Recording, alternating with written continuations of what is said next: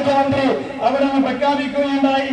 അവിടുന്ന് 2004 കേന്ദ്ര ആരോഗ്യമന്ത്രി പ്രഖ്യാപിച്ചു, ഇവിടെ മദ്യത്തിന്റെ വകയിൽ മദ്യത്തിന്റെ വരുമാനമായി നമുക്ക് ലഭിക്കുന്നത് 21,600 കോടി രൂപയാണെങ്കിൽ മദ്യം കാരണമായി അപകടത്തിലൂടെയും ആക്സിഡന്റിലൂടെയും മറ്റു പ്രശ്നങ്ങളിലൂടെയും മദ്യം കാരണമായി ചെലവാകുന്നത് 24,400 കോടി രൂപയാണ്.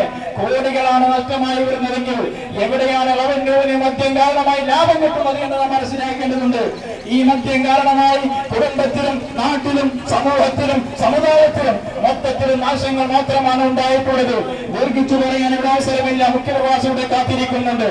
അതുകൊണ്ട് സഹോദരന്മാരെ, നാം ഒത്തൊരുമയോടുകൂടി ഐക്യത്തോടുകൂടി ഈ മദ്യമാകുന്ന മുഴുവൻ തിന്മയുടെയും താക്കോലാകുന്ന ഈ മദ്യത്തെ നമ്മുടെ രാജ്യത്തെ തുടച്ചു നീക്കാൻ നമുക്കൊക്കെ ഒത്തൊരുമയോട് പ്രവർത്തിക്കാം. അതിന് അല്ലാഹു തആല തൗഫീഖ് നൽകുമാറാകട്ടെ എന്ന് മാത്രം പ്രാർത്ഥിച്ചുകൊണ്ട് ഞാൻ ഇവിടെ വാങ്ങുന്നു. അസ്സലാമു അലൈക്കും.